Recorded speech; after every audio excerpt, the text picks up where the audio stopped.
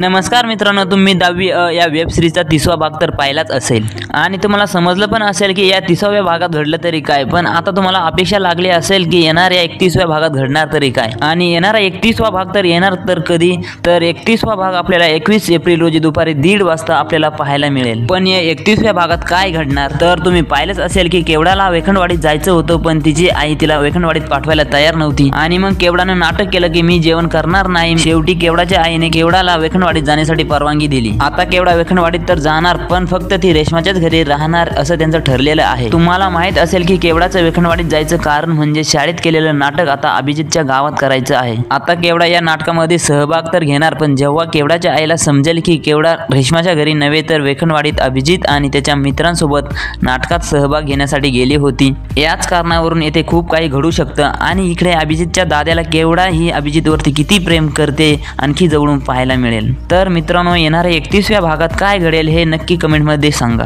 आणि जर व्हिडिओ आवडला असेल तर व्हिडिओला लाईक आणि चॅनलला सबस्क्राईब करायला विसरू नका।